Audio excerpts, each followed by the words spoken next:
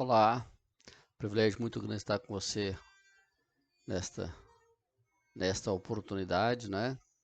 A gente fica aguardando esse dia para que a gente possa conversar novamente com você, tratar deste assunto tão importante, né? Que é a história da igreja, a história das atuações de Deus, as ações de Deus na história.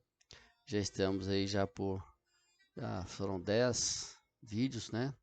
Esse é o 11º e o 12º. Então a gente fica muita expectativa de estar realmente contribuindo para o seu crescimento, para a sua edificação, porque isso aqui, esses 3 últimos vídeos é mais história, né? A história da humanidade, lógico que voltado para a realidade da igreja, voltado para as ações de Deus na história da humanidade. E nesses outros 2 vídeos falamos sobre a história da igreja. Capítulo passado falamos sobre a perseguição do Império Romano. Hoje vamos falar de uma parte muito triste da história da igreja. No vídeo passado falamos sobre a violência, a truculência, a maldade, a crueldade que foi feito com os cristãos. E hoje vamos falar um pouco de uma parte muito triste que foi a decadência da igreja. E então eu quero ler 2 textos da Palavra de Deus, Atos 4, 11 e 12 e 1 Pedro 2, 4 a 6. Mas antes de ler, a gente vai orar para que Deus possa nos iluminar, nos orientar, para que a gente possa compreender o que a palavra de Deus quer dizer e vendo a ação de Deus na história, não é isso? Mas antes eu quero pedir para você que comente, curta, dá o seu like lá, compartilhe. É muito importante que esse canal ganhe relevância, porque nós tratamos assuntos sérios da palavra de Deus de uma forma séria, sem força barra, sem nada goela abaixo, mas de uma forma muito tranquila, uma forma muito consciente, buscando sempre dar a orientação correta, tanto da palavra de Deus, quanto da história, né? Então, nosso propósito não é trazer algo que não seja correto. Nosso propósito é que tudo que nós trouxemos aqui seja algo que edifique, que te enriqueça, que contribui para o seu crescimento, tanto pessoal, espiritual, não é isso? Então, nós vamos orar nesse instante, pedir as bênçãos de Deus, porque sem ela nós não temos como prosseguir, tá bom? Vamos orar? Pai, nós te louvamos, te agradecemos, porque o Senhor nos deu este canal como meio, Senhor Deus, de propagação da tua palavra.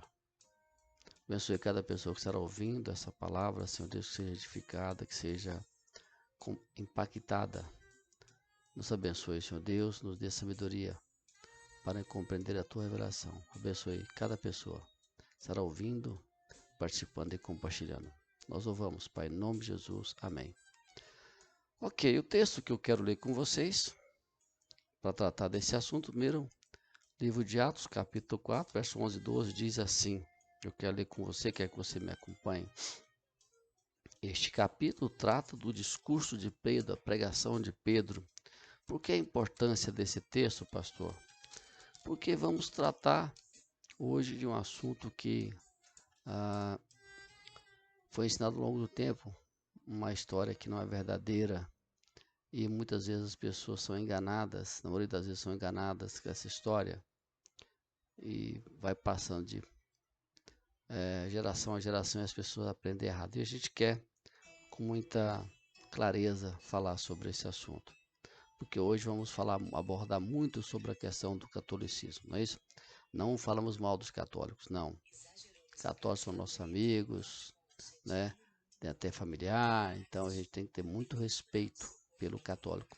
Mas, no que diz respeito às doutrinas católicas, sim, esse a gente tem que pensar um pouco de acordo com a palavra de Deus, ok? Então, vou aqui ler o verso 11 e 12 do capítulo 4 de Atos, depois vou ler 1 Pedro 2, 4 a 6. Diz assim: Este Jesus é a pedra que vocês, os construtores, rejeitaram, mas ele veio a ser pedra angular.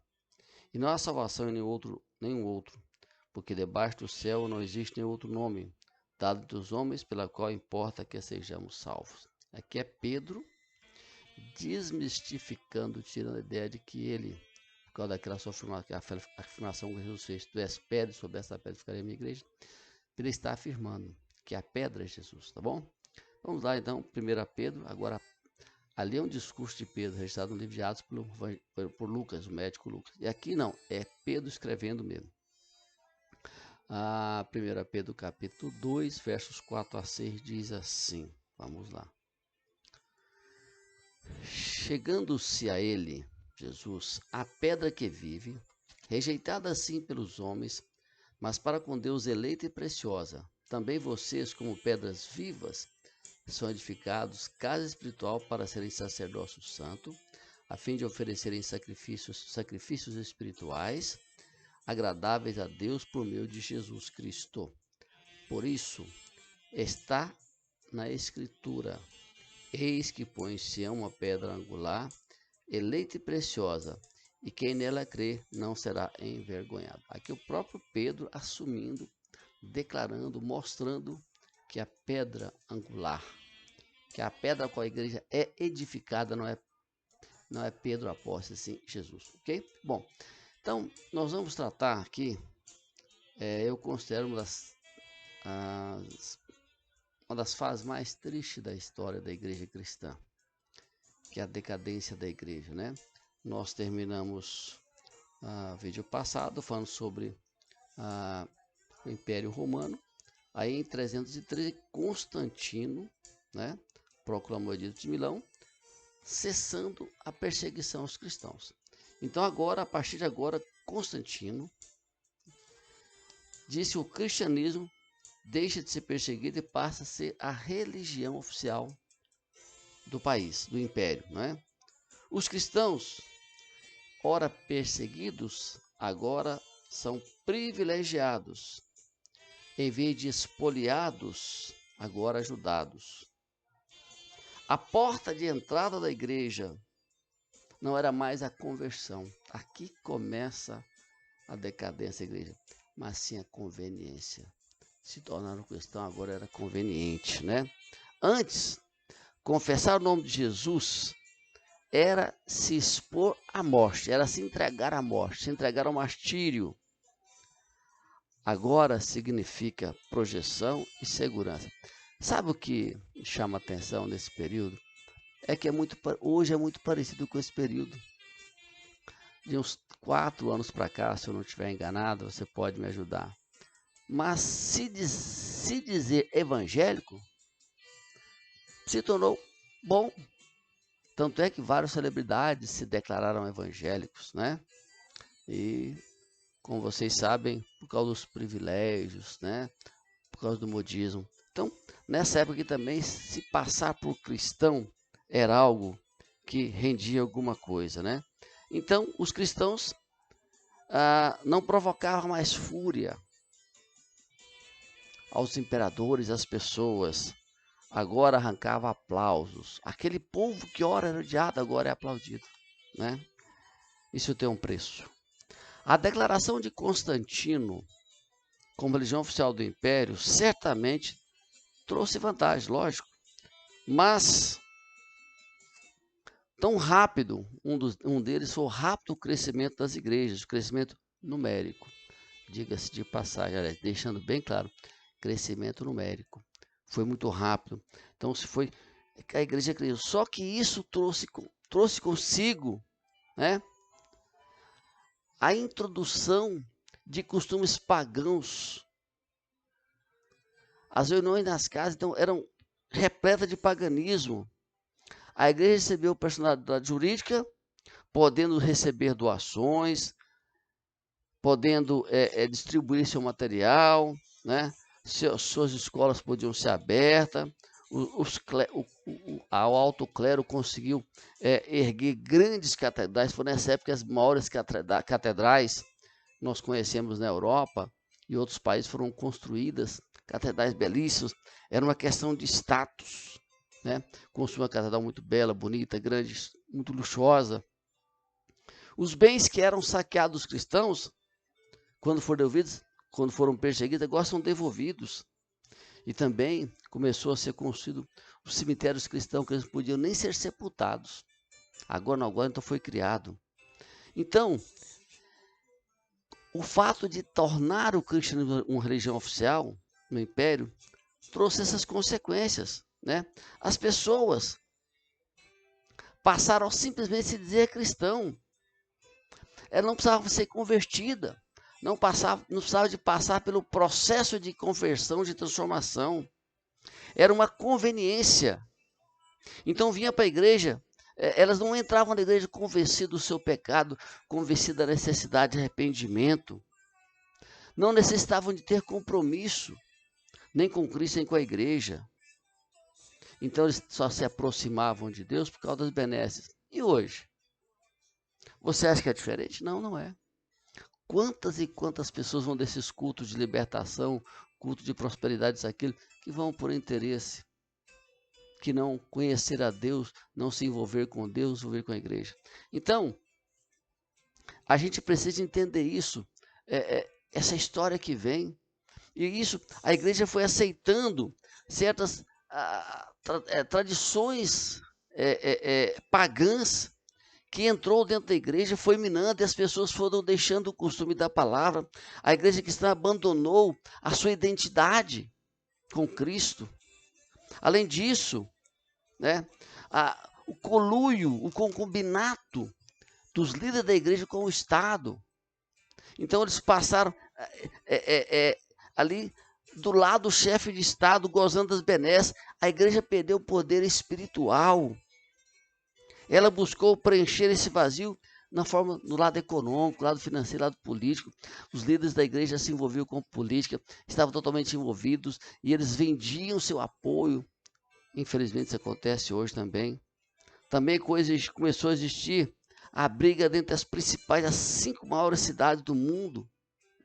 Aí começou a briga dos bispos, olha só, Roma, Constantinopla, Alexandria, Antioquia e Jerusalém. Era o centro religioso do mundo. Cada cidade dessa tinha a sua importância. Então, os bispos ali, eles brigavam por um poder tremendo. E em 604, o imperador Focas concebeu ao bispo de Roma, o Gregório I, o título de bispo universal. Só que o Gregório não aceitou esse título, ele recusou. E em 607, Bonifácio III aceitou o título. Foi aí que deu início ao papado. Olha só, no ano 607, depois de Cristo, foi que Bonifácio III aceitou esse título. E foi a partir daí que se iniciou, aí, historicamente, a Igreja Romana sob o comando do papado.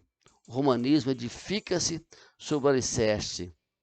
Toda a estrutura do romanismo está estribada, fundamentada na equívoca interpretação de Mateus 16, 18, quando Jesus conversa com Pedro, e também Jesus fala assim: eu também te digo, tu és Pedro, sobre essa pedra edificarei a minha igreja, e as portas do inferno não prevalecerão contra ela. É por isso que eu li aqueles 2 textos, porque Pedro não assumiu isso. Pedro nunca aceitou essa ideia de Papa ser o líder da igreja. A pedra fundamental sobre a qual a igreja é edificada, primeiro, há aqueles que, olha a ideia, aqueles que acham que é Pedro e é pedra. Segundo, outros dizem que a pedra é a declaração de Pedro: tu és Cristo, o Filho de Deus vivo. Então, a pedra é essa declaração, que é Cristo, o Filho de Deus vivo, aquele que é, como nós vemos, palavra do próprio apóstolo Pedro, que Jesus é a pedra que foi rejeitada, ou seja, foi morta, foi sacrificada na cruz, mas ela se tornou a pedra mais importante. Sobre essa pedra foi edificado. Há uma frase em latim, muito conhecida no meio religioso, que diz: ubi Petrus ibi ecclesia, ou seja, onde está Pedro, está a igreja. A Bíblia não concorda com isso. Por isso, a palavra pedra, Petra em grego, significa rocha, pedra inabalável. Essa metáfora é usada somente para Deus nas Escrituras. Você só encontra isso. Portanto, Jesus está dizendo: você, Pedro, é um fragmento de pedra, mas sobre esta rocha, que sou eu, a minha igreja será edificada. Então, irmãos, nós temos que entender que essa ideia de Pedro como Papa nunca foi bíblica. Foi interpretação errônea e conveniente para aqueles que nos tornar. Eu tenho que dar um intervalo aqui por causa do tempo e volto em seguida para a gente continuar esse assunto.